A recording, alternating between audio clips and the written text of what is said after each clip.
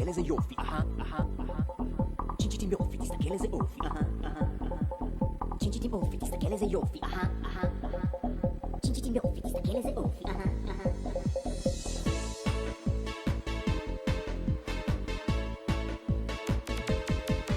יש המון אנשים בעולם, ואני רק אחת מכולם, ועודני קטנה, אבל כבר מבינה שכל אחת וכל אחד כל כך יחיד ומיוחד.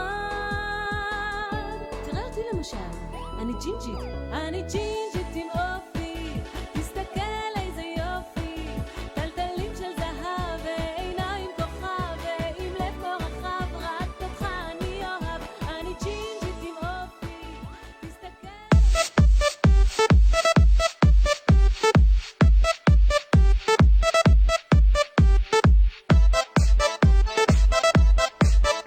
Tal como lo prometimos, nos vamos a Costa Rica. Allí nos espera Brian Acuña. ¿Cómo estás, Brian? Hola Dani, hola oyentes de Radio High, un placer nuevamente estar con ustedes. ¿Cuánto falta para que te tengamos que decir maestro? Yo creo que ya podemos. Oficialmente, lo que me falta nada más es el título, pero ya oficialmente soy máster, digamos. El máster Brian Acuña en el Coffee Break. ¿Cómo estás? Bienvenido. Gracias. Bueno, esta semana he querido hacer un pequeño recuento de lo que ha estado aconteciendo principalmente en el Medio Oriente y en África. Creo que no quiero dejar de lado tampoco la región africana porque han estado ocurriendo cosas que también nos competen a todos, principalmente por cuestiones relacionadas con el terrorismo. En lo que se refiere al Medio Oriente, este mes pues ha tenido, bueno, el mes de noviembre, en realidad no este mes porque vamos empezando, pero el mes de noviembre ha tenido un equilibrio un tanto frágil, como ocurre durante mucho tiempo en esta zona. Ha habido avances diplomáticos, pero también hemos estado en una cuestión de violencia muy focalizada en algunas zonas, ¿verdad? Principalmente lo que tiene que ver entre Israel y Gaza y lo que tiene que ver en la región del Líbano, junto con las posibles amenazas que provengan de la República Islámica de Irán. En este sentido, comenzando con Gaza, pues recordemos que a inicios de este periodo, digamos, se ha intentado impulsar un alto al fuego. El 11 de noviembre se presentó un nuevo plan para Gaza, enfocado en dos ejes principales, que son la reconstrucción de la Franja de Gaza y la desmilitarización. Pero este segundo eje es bastante complicado de poder cumplir, por cuanto Hamás no tiene pues intenciones de dejar el poder en un corto plazo. En este sentido ha estado apoyado la medida por el gobierno de los Estados Unidos. Recordemos que incluso se promovió una resolución en el Consejo de Seguridad, que por cierto hoy se reúnen y posiblemente vuelvan a tocar el tema de la Franja de Gaza, donde lo que se busca es pues dar garantías a Israel de que no se vuelva a realizar algún tipo de ataque desde la Franja de Gaza, y también garantizar de alguna forma el ingreso de ayuda humanitaria hacia el enclave, ¿verdad? Bueno, no tanto el ingreso, porque el ingreso se ha estado garantizando, sino su buena distribución, que es el gravísimo problema que han tenido a lo largo del tiempo y que se ha convertido obviamente en una moneda de cambio para los intereses de Hamás dentro de la zona y que los ha llevado a enfrentamientos con otros clanes dentro del enclave. Algunos reportes indican que la implementación de estas medidas enfrenta obstáculos tanto desde el punto de vista logístico como político, y también recordemos que hace un par de días se conmemoró, bueno, ya hace algunos días se conmemoró un año más del plan de partición de Palestina, ¿verdad? El 29 de noviembre de 1947, y que curiosamente pues han utilizado esta fecha para politizarla mucho más de lo que ya está, por supuesto, porque es el día de solidaridad con Palestina, ¿verdad? Y que se ha utilizado también para poder promover este discurso de la llamada Nakba, que además ha evolucionado con el paso del tiempo y que se ha convertido de alguna forma en una manera de querer tapar, digamos, el objetivo primario, que era resolver el conflicto, ¿verdad? Es algo muy común que se ha dado con respecto a este tema de Israel y los palestinos, que es querer cambiar fechas de un sentido y darles otro, ¿verdad? Para no solo desvirtuarlo, sino también para desjudaizar tal vez de algún modo las medidas, ¿verdad? Lo mismo ocurre, por ejemplo, con la independencia de Israel del 14 de mayo, donde se le da más énfasis a la cuestión del 15 de mayo asociado con la guerra que lo lanzan los árabes con respecto a Israel. Y también en estos días se recordó los 850,000 judíos que fueron expulsados de los países árabes, ¿verdad? Y de Irán durante el periodo de la independencia de Israel, y de los cuales pues se habla muy poco en cuanto al análisis que tiene que ver con esto. Dani, no sé si quieres hacer alguna observación. Sí, no es por observación. Mucha gente no sabe, y yo me encuentro entre los que no sabe del todo bien el tema de la Nakba. Porque si bien es verdad que muchos palestinos, o los que hoy se llaman palestinos, en ese momento no se llamaban a sí mismos palestinos, ni mucho menos, se fueron de sus casas, se tuvieron que ir, que no fue fácil. La mayoría de los que hoy son árabes israelíes son esas familias que se quedaron. Pero por otro lado, quería preguntarte por qué razón la gente se indigna tanto con el hecho de que algunos palestinos hayan tenido que ir cuando se creó el Estado de Israel, siendo que ellos proponen un Estado palestino, entre comillas, libre de judíos. O sea, los colonos que están en Judea y Samaria no podrían permanecer allí, ser parte del Parlamento, tener derechos, votar, si así lo quisieran. Por supuesto que cuando Israel se retiró de Gaza nadie quedó viviendo allí. Cuando Israel se retiró del Sinaí no fue posible que ciudades o kibutzim quedaran en el Sinaí de querer hacerlo. O sea, ¿por qué imaginás que nadie se mete en ese tema como si fuera un tema de racismo o de apartheid, cuando en realidad lo que pasó es que se creó el Estado de Israel y la mayoría o muchos de los árabes que allí vivían no querían vivir allí y fueron en busca de países árabes con la esperanza de que esos países árabes vencieran a Israel y ese sueño del Estado judío se terminara? Yo creo que hay varios enfoques que podemos ver ahí. Bueno, en primer lugar, la Nakba es un proceso evolutivo en cuanto a su significado. Recordemos que la Nakba, como la conocemos actualmente, que habla más de un tema de expropiación de los árabes palestinos, surge principalmente en los años 80 a través de Yasser Arafat. El concepto sí, digamos, nace incluso desde el mismo proceso de independencia de Israel, pero inicialmente la Nakba tenía que ver con la creación del Estado judío, no tenía que ver necesariamente con este tema del desplazamiento, porque el desplazamiento viene después. Bueno, no es que viene después, o sea, ocurre en el momento, pero lo que voy es a que el significado, dándolo desde esa visión, es posterior, ¿verdad? Es más reciente. Pero También hubo una condición para la creación del Estado de Israel, o sea, hubo una decisión del Estado de Israel de que aquellos árabes que vivían en su territorio se tuvieran que ir, porque yo hasta donde recuerdo, incluso en la proclama de la independencia, se menciona que todos los que quieran vivir allí, no importa su religión, sus orígenes, pueden hacerlo.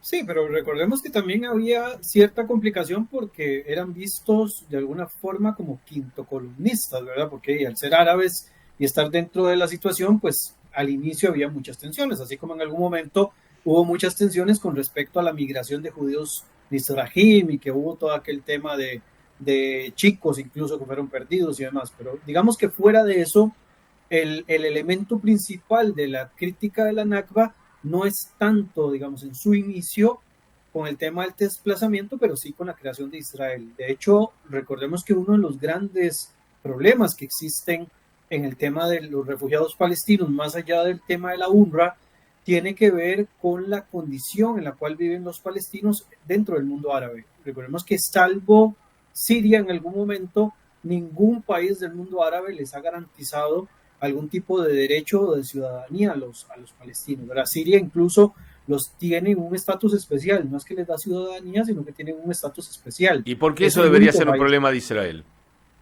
No es un problema de Israel, pero evidentemente se le termina endosando a Israel porque lo que argumenta el mundo árabe es que ellos no le dan identidad, digamos, o nacionalidad a los palestinos refugiados para que no pierdan arraigo con la tierra palestina, ¿verdad? Eso es lo que ellos argumentan. De nuevo, es un argumento, puede ser descabellado o no, pero es el argumento que ellos dan. Por eso es que vemos que los palestinos que viven en Jordania, en algunas zonas, en los campos, digamos, de refugiados, o los palestinos que viven en el Líbano, en su momento en Kuwait o en otros países donde han estado ubicados, son vistos como ciudadanos de segunda o tercera categoría, ¿verdad? Bueno, en el Líbano basta con ver en el lugar en el que ellos viven que técnicamente es como un estado paralelo dentro de la misma zona, incluso llevándolos, ¿verdad?, a situaciones, como comentábamos la semana pasada, relacionada con Sabri Chatila y los enfrentamientos con los falangistas cristianos. Entonces no sería para nada racista si Israel decidiera quitarle los derechos y la ciudadanía a los árabes que viven en Israel para que no pierdan el arraigo con la Palestina. Yo creo que... Y vamos a hacer lo mismo. Si al mundo árabe, si al mundo árabe le parece que los palestinos no tienen que tener ciudadanía, Israel le tendría que quitar todos los derechos a los árabes que allí viven, 2 millones de personas sin derechos a votar, sin derecho a ser ciudadanos, sin derecho a nada, así no pierden el arraigo. Sí, yo te entiendo completamente la posición. En realidad, para mí es completamente discriminatorio lo que hace el mundo árabe con los palestinos. Y por eso, digamos, más el hecho de que la UNRWA permita de que la condición de refugiado sea hereditaria, cuestión que no pasa con con ningún otro grupo de refugiados en el mundo, hace de que el problema, digamos, de los refugiados palestinos se vaya haciendo cada vez más grande, porque en primer lugar hay que ponerle un tope a este tema de la herencia de la condición de refugiado, y segundo, que es un derecho humano tener una nacionalidad, y el problema está en que los países árabes donde están los refugiados palestinos no les quieren dar no les quieren cumplir ese derecho, a diferencia, como bien mencionas, el caso de Israel, que Israel sí les ha dado, digamos, ya sea ciudadanía o en algunos casos, como ocurre con los palestinos de Jerusalén Oriental, que tienen una condición especial, pero técnicamente son ciudadanos, o sea, viven como ciudadanos y tienen muchos derechos que son garantizados. Creo que es ahí donde está la gran diferencia entre una condición y la otra. Con respecto al tema que mencionas de los asentamientos, que es un problema, uno de los grandes argumentos que se dicen no es tanto, bueno, sí tiene que ver, digamos, con la población porque no quieren judíos dentro de su territorio, pero fuera de este tema, uno de los grandes problemas que ellos mencionan es, digamos, el comportamiento que tienen algunas personas dentro de los asentamientos que los consideran un tanto violentos, ¿verdad? Entonces, a partir de ahí, pues, también hay un problema estructural que, no sé, absorber la población de los asentamientos va a crear también un constante conflicto. No digo que Brian, no debería garantizarse, debería de... Vos sos un estudioso de este tema. Queda claro que todo lo que estás mencionando son las excusas que tienen los palestinos para nunca tener un Estado. Porque, sin duda. Y claro, o sea, si nunca podemos resolver Jerusalén, si nunca podemos resolver los refugiados, si nunca podemos, entonces nunca tenemos Estado. Y como nunca tenemos Estado, seguimos cobrando el dinero de la Unión Europea, seguimos cobrando el dinero del mundo árabe, seguimos cobrando el dinero de Estados Unidos y Israel tiene que hacerse cargo de todos los problemas. Porque la realidad es que esto tiene una solución muy fácil. Muchachos, quieren un Estado palestino, los judíos que viven allí van a ser ciudadanos con todos los derechos del futuro Estado palestino si quieren, si no se pueden ir, por supuesto, porque la mayoría de los palestinos que se fueron de Israel se fueron por propia voluntad, con la esperanza de que unos días después volvían. No hubo una ley de expulsión. Yo creo que en este punto das, digamos, en el clavo de la parte más importante. Si no se garantiza o si no se quiere ser parte de este eventual Estado, tienes la oportunidad de irte. Yo creo que eso es, digamos, como la gran opción, pero nadie ha querido meterle mano al tema desde ese enfoque. El enfoque siempre ha sido en responsabilizar a una de las partes y no, digamos, asumir el rol de que hay una responsabilidad compartida en todo este tema.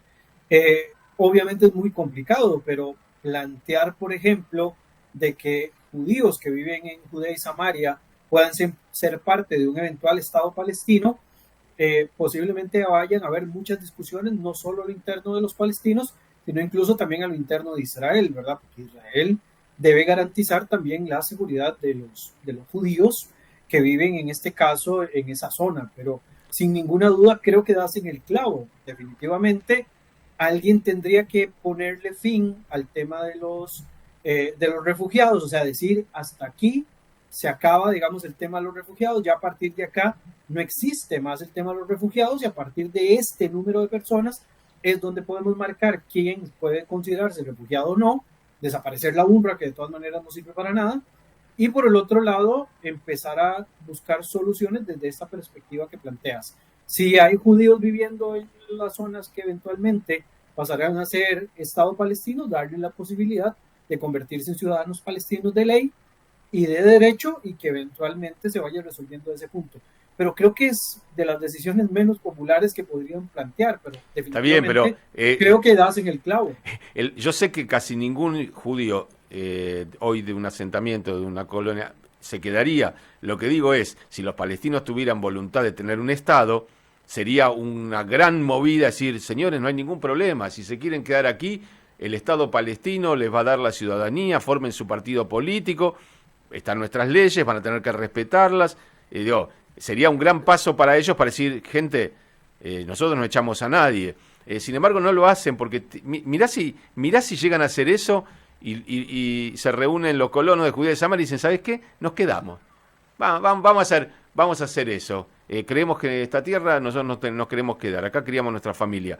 Por supuesto que no les gustaría, porque Israel es un estado apartheid con 2 millones de árabes viviendo y ellos quieren ser un estado absolutamente no apartheid, libre de judíos.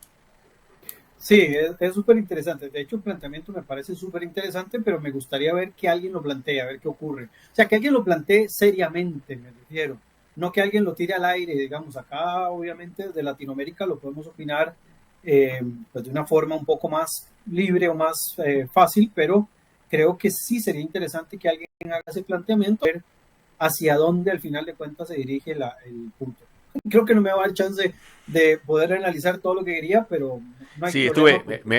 Me excedí. Es súper valioso. No solo de peso.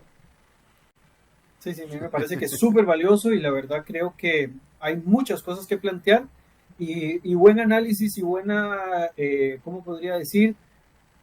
Un buen punto de partida para buscar una solución alterna a algo que ha sido muy complicado de poder llegar a un fin específico. Sí, es la misma pregunta. ¿Por qué los judíos no se pudieron quedar en Gaza y que Gaza sea parte de Palestina y que los judíos decidan por sí mismos irse? No, en el acuerdo, o sea, fue unilateral y todos se tuvieron que ir. En el acuerdo con Egipto, todas las poblaciones que estaban en el Sinaí se tuvieron que levantar e irse. O sea, Israel cuando hace un acuerdo tiene que sacar a toda su gente. Cuando ellos quieren un acuerdo, no es tan sencillo. A mí lo que me parece es esto, ¿no? Porque después tenés países como Sudáfrica que hablan de apartheid y mirá que ellos lo conocen y no están entendiendo que es absolutamente imposible un apartheid. O sea, yo quiero saber cuántos negros había durante el gobierno de los blancos en Sudáfrica, en la Corte Suprema, en el gobierno, no había, era imposible. Y eso es apartheid, ¿no? Carecer de derechos que justamente los países árabes le niegan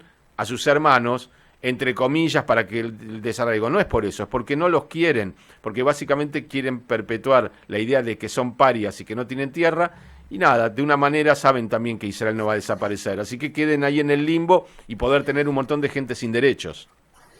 Y es una situación muy similar a la que viven los saharauis, con la diferencia de que los saharauis han ido quedando en el olvido conforme Marruecos ha ido ganando más interés a nivel internacional. Creo que los palestinos tienen ese problema. Si en algún momento empiezan a perder interés internacional, como está pasando, digamos, con los últimos acuerdos territoriales y pierden fuerza militar, es posible de que lleguen a una condición muy similar a la que están viviendo los saharauis con respecto al resto del mundo árabe. Obviamente, no tengo las pruebas suficientes para decirlo, es súper especulatorio, pero si me apego de lo que ha pasado con los saharauis desde los años 70 del siglo pasado a lo que ocurre en la actualidad, los saharauis cada vez son menos populares y es posible que cada vez sean más, sea el discurso pro-marroquí el que se llegue a imponer. Y muy parecido va a pasar con los palestinos si no se llega, digamos, a buscar alguna solución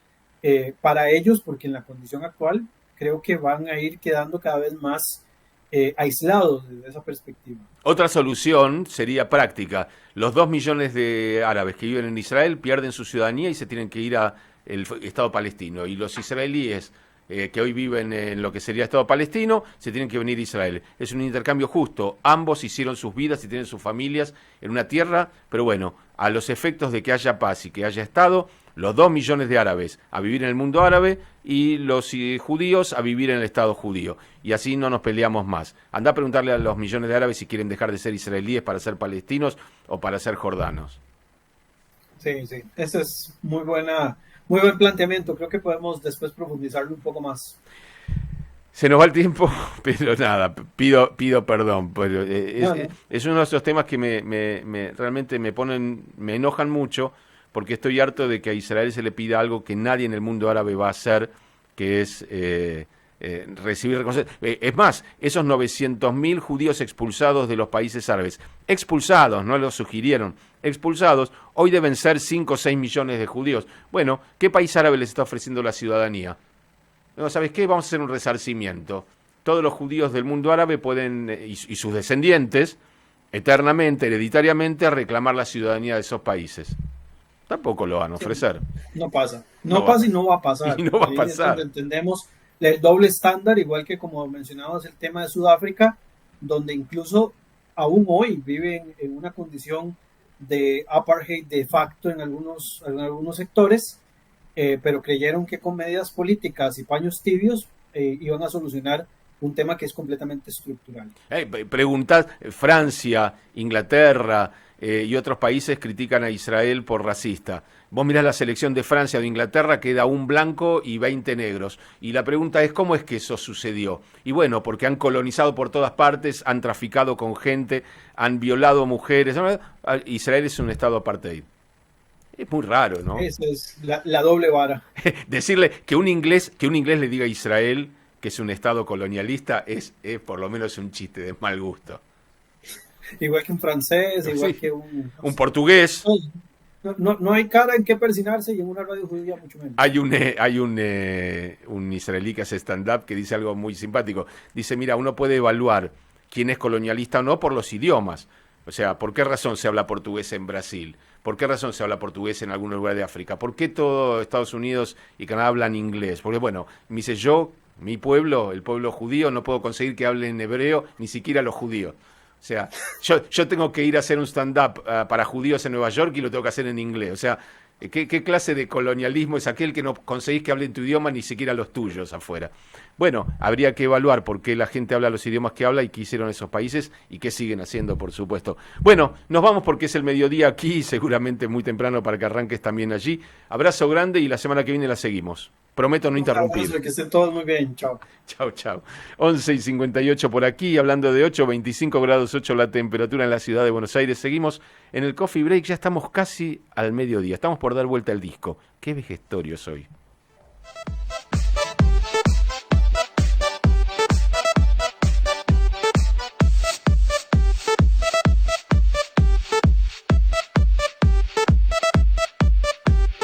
Transmite LRL 331.